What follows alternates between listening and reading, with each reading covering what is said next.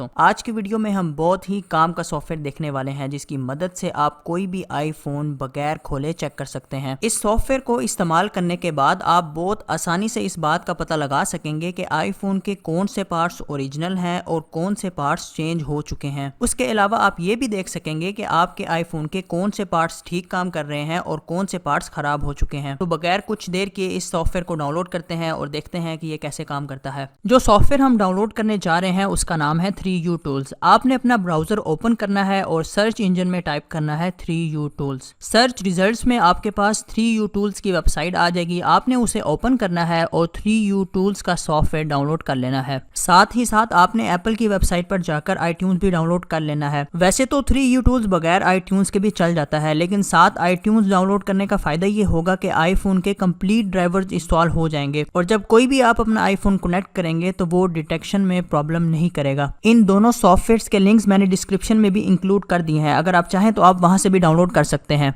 Download complete होने के बाद हम 3U Tools इंस्टॉल करेंगे। iTunes आपने खुद ही इंस्टॉल कर लेना है, उसकी भी इंस्टॉलेशन बहुत ही सिंपल है, मैं उसमें टाइम ज़्यादा नहीं लगाना चाहता। 3U Tools के सेटअप को आपने ओपन करना है, उसके बाद आपने इंस्टॉल पे क्लिक करना है और चंद ही मिनटों में ये आपका सॉफ्टवेयर इंस्टॉल हो जाएगा। उसके बाद आपने लॉन्च पे क्लिक करना है और इस सॉफ्टवेयर की विंडो ओपन हो जाएगी जहां पे हम आईफोन टेस्ट करेंगे। इस वीडियो के लिए मैंने मुख्तलिफ कंडीशंस के आईफोन अरेंज किए हैं, जिसमें सबसे पहले बारी आती है आईफोन 5S की। मैंने लाइटनिंग केबल के साथ आईफोन लैपटॉप से कनेक्ट किया और आईफोन अनलॉक कर दिया, क्योंकि अगर आपका आईफोन अनलॉक होगा तो सॉफ्टवेयर प्रॉपर्ली उसे डिटेक्ट नहीं कर सकेगा, इसलिए आपने अपना आईफोन अनलॉक पोजीशन में रखना है। जब आपका आईफोन डिटेक्ट हो जाएगा तो वो आपसे परमिशन मांगेगा, जहां पर आपने ट्रस्ट पे क्लिक कर देना है। अगर आपके आईफोन पे पिन कोड भी लगा हुआ है तो आपने वो भी लगा देना है। ये सब कुछ करने के बाद आपका आईफोन 3U Tools में डिटेक्ट हो जाएगा और कुछ ही देर में आपको आपके मोबाइल की सारी इंफॉर्मेशन नजर आना शुरू हो जाएगी, जिसे हम एक एक करके स्टडी करते हैं। तो सबसे पहले हमें नजर आता है अपने आईफोन का मॉडल जो है 32GB गोल्ड कलर में। उसके नीचे हमें iOS का सॉफ्टवेयर वर्जन देखने को मिलता है। उसी के नीचे हमें ये देखने को मिलता है कि हमारा आईफोन जेल ब्रोकन है कि नहीं। अगर आपको नहीं पता कि जेल ब्रोकन आईफोन कौन से होते हैं तो उस पर मैंने अलग वीडियो बनाई है जो यहाँ पर आप क्लिक करके देख सकते हैं। थोड़ा सा अगर मैं आपको बताता चलूं तो जेल ब्रोकन आईफोन में वो वाला सॉफ्टवेयर इंस्टॉल होता है जो एप्पल की तरफ से ओरिजिनल नहीं होता, बल्कि वो एक क्रैक सॉफ्टवेयर होता है, जिसके कुछ फायदे और नुकसान हैं जो हमने उसी वीडियो में डिस्कस किए हैं। यहाँ पर जो बात समझने की है वो ये है कि अगर आप किसी से यूज आईफोन खरीद रहे हैं जिसकी एप्पल की तरफ से वारंटी अवेलेबल है, तो अगर वो जेल ब्रोकन हो चुका है तो एप्पल की तरफ से उसकी वारंटी वाइड हो जाएगी, मतलब वो खत्म हो जाएगी, आप उसकी वारंटी क्लेम नहीं कर सकते। तो यूज फोन खरीदते वक्त आपने इस बात को भी मद्देनजर रखना है। उसके बाद हमें देखने को मिलता है आईफोन का IMEI नंबर, जो पूरी दुनिया में हर डिवाइस का डिफरेंट होता है। इसी तरह अगर हम दूसरी तरफ नजर डालें तो हमें दो चीजें नजर आती हैं, एप्पल ID लॉक और iCloud। अब यहाँ पर दो बातें समझने की हैं। पहली बात यह है कि अगर आप ऐसा यूज आईफोन खरीद रहे हैं जिसकी एप्पल की ID एप्पल ने ब्लैक लिस्ट कर दी है, तो वो वाला आईफोन आपने नहीं खरीदना, क्योंकि उसकी ID के साथ कुछ इलीगल एक्टिविटीज एसोसिएट होंगी। इसी तरह वो वाला आईफोन जिसके साथ iCloud लगा हुआ है और जिससे आप खरीद रहे हैं उसे उसका पासवर्ड याद नहीं है, तो आप iCloud से लॉग आउट नहीं हो सकते। इसलिए आपने इस बात का भी ख्याल रखना है कि एक दफा iCloud लग जाता है तो उसे रिमूव करने के लिए पासवर्ड का होना जरूरी है। उसी के नीचे हमें देखने को मिलती है प्रोडक्शन और वारंटी डेट। प्रोडक्शन डेट वो तारीख जिस तारीख को आईफोन फैक्ट्री में प्रोड्यूस हुआ होता है। प्रोडक्शन डेट से हम इस बात का अंदाजा लगा सकते हैं कि आईफोन कितना पुराना है। जैसे अगर आईफोन 5S की बात करें तो ये 20 सितंबर 2013 को रिलीज हुआ था, लेकिन मेरे 5S की प्रोडक्शन डेट दिसंबर 2013 है, यानी इस आईफोन की प्रोडक्शन डेट रिलीज डेट से 3 महीने बाद की है। इसकी मजीद एग्जांपल हम आगे जाके देखेंगे, अभी हम सिर्फ सेल्स रीजन की बात कर लेते हैं, यानी वो मुल्क जिसके लिए ये आईफोन बनाया गया और जहाँ पे ये रिलीज हुआ। सेल्स रीजन से क्या फ़र्क पड़ सकता है आईफोन पे, इसका हम जवाब आगे जाकर देंगे, क्योंकि इसका जवाब थोड़ा सा लेंथी है। इसी तरह अगर हम आखिर में नज़र डालें तो हमें आईफोन की बैटरी के बारे में इंफॉर्मेशन नज़र आती है। एप्पल के मुताबिक अगर किसी बैटरी के 500 टाइम्स चार्जेस हो जाएं और बैटरी लाइफ 80% पे आ जाए तो उसे तब्दील करना ज़रूरी हो जाता है, क्योंकि ऐसी सूरत में भी अगर आप अपने आईफोन की बैटरी चेंज नहीं करते तो आईफोन की एक तो परफॉर्मेंस कम हो जाती है, दूसरे नंबर पे आईफोन की बैटरी ज़्यादा टाइम नहीं निकालती। तो अगर आप मार्केट से एक ऐसा यूज़ आईफोन खरीदने जा रहे हैं जिसकी बैटरी लाइफ 90% से कम है तो आपने बिल्कुल भी वो नहीं खरीदना, क्योंकि कुछ ही अरसे बाद उसकी बैटरी आपको तंग करने लग जाएगी। साथ ही आपने ये भी चेक कर लेना है कि वो आईफोन कितनी दफ़ा चार्ज हो चुका है। अगर हम इस 5S की बात करें तो इसकी बैटरी तो ओवर यूज हो चुकी है और अभी भी इसकी बैटरी ओरिजिनल है और ये तकरीबन 1-2 घंटे चार्जिंग टाइम निकाल लेता है। अगर आप बैटरी लाइफ के साथ डिटेल्स के बटन पर क्लिक करेंगे तो ये सॉफ्टवेयर आपको ये भी बताएगा कि आपको अब इस आईफोन की बैटरी चेंज कर लेनी चाहिए, जो कि एक अच्छा फीचर है। अब चलते हैं इस सॉफ्टवेयर के सबसे मेन फीचर पे, जो है इसकी वेरिफिकेशन रिपोर्ट। वेरिफिकेशन रिपोर्ट ये चेक करेगी जब आईफोन फैक्ट्री से रिलीज हुआ था तब उसके अंदर जो चीजें लगी हुई थी उनके सीरियल नंबर क्या थे, और फिर ये सारी चीजें मोबाइल से कंपेयर करेगा कि क्या वाकई ये सारी चीजें मोबाइल के अंदर लगी हुई हैं। अगर इस आईफोन 5S की बात करें तो इस आईफोन में कोई भी चीज चेंज नहीं हुई हुई, सब कुछ इसका ओरिजिनल है। आप देख सकते हैं इस आईफोन की सारी चीज़ों के साथ नॉर्मल लिखा हुआ है, मतलब इस आईफोन की बैटरी के अलावा सारी चीज़ें ठीक काम कर रही हैं। अगर फर्ज करें इस आईफोन की किसी ने बॉडी रिप्लेस करवाई है तो आप देख सकते हैं कि डिवाइस के कलर के ऊपर मेंशन है कि इस आईफोन का फ्रंट पैनल वाइट कलर का है।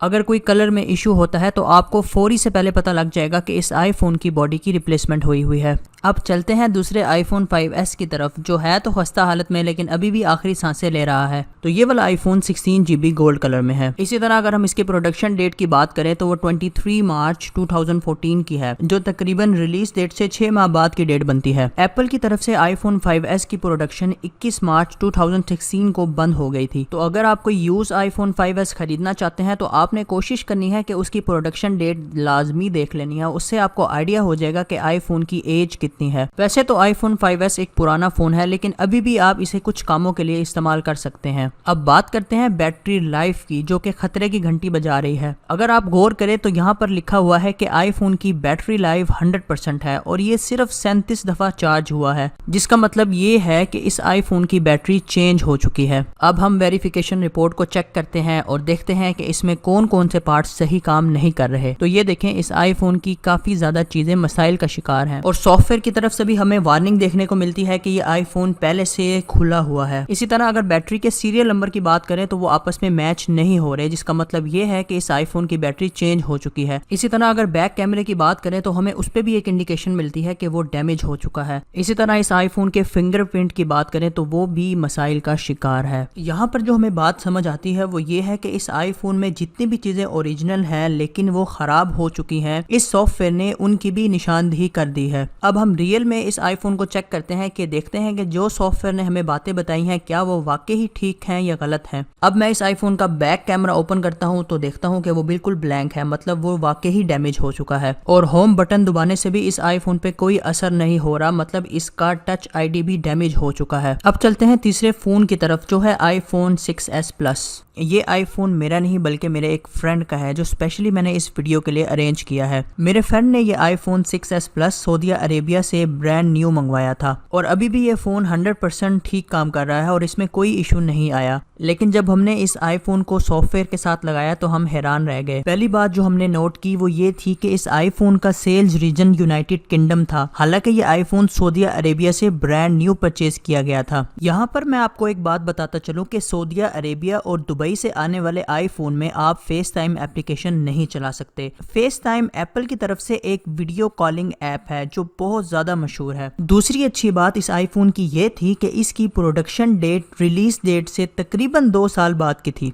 एप्पल ने आईफोन 6s और 6s प्लस 25 सितंबर 2015 को लॉन्च किया था।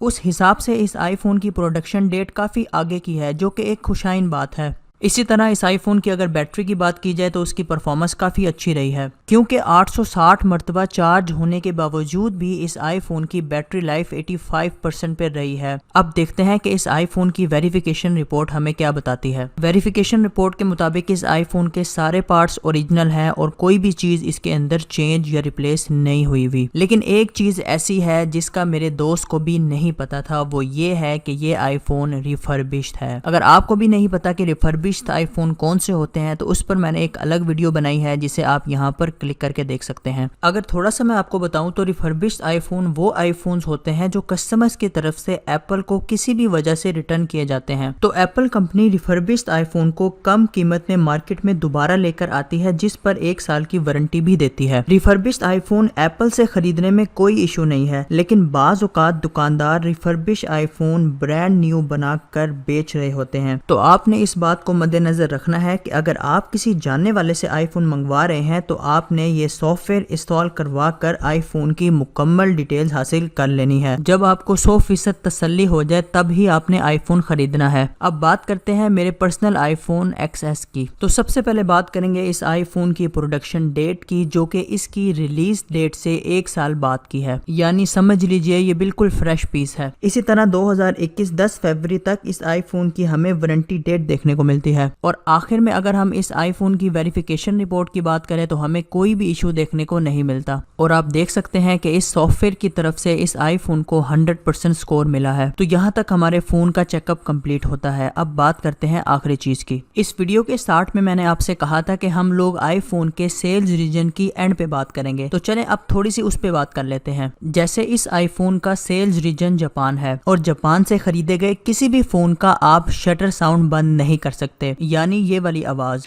जो मोबाइल से तस्वीर खींचते वक्त आती है, क्योंकि जापान के कानून के मुताबिक आप मोबाइल से खुफिया तस्वीरें नहीं ले सकते। और जब मैं इस आईफोन को साइलेंट करके तस्वीर उतारता हूं उसके बावजूद भी इससे कैमरे की आवाज लाजमी आती है। इसी तरह अगर आपको आईफोन XS की बात करूं तो अगर आपने आईफोन XS चाइना से या हांगकांग से खरीदा है तो आपको आईफोन XS में ड्यूल सिम स्लॉट्स देखने को मिलते हैं, यानी आप एक वक्त में आईफोन XS में 2 सिम कार्ड लगा सकते हैं। इसी तरह अगर आपने आईफोन चाइना और हांगकांग के अलावा कहीं और से खरीदा है तो उसमें ड्यूल सिम का फंक्शन थोड़ा सा डिफरेंट है। आपको उसमें एक सिम स्लॉट और एक ई सिम देखने को मिलती है। अगर आपको नहीं पता कि ई सिम कौन सी होती है तो उस पर मैंने एक अलग वीडियो बनाई है जिसे आप यहाँ पर क्लिक करके देख सकते हैं। मजीद ये कि अगर आप कोई यूज या ब्रांड न्यू आईफोन खरीद रहे हैं तो उसे कैसे चेक करना है, उसका क्या तरीकाकार है, इस टॉपिक पर मैंने मजीद वीडियोस बनाई है जो आप मेरे चैनल पर जाकर देख सकते हैं। इस वीडियो में इतना ही।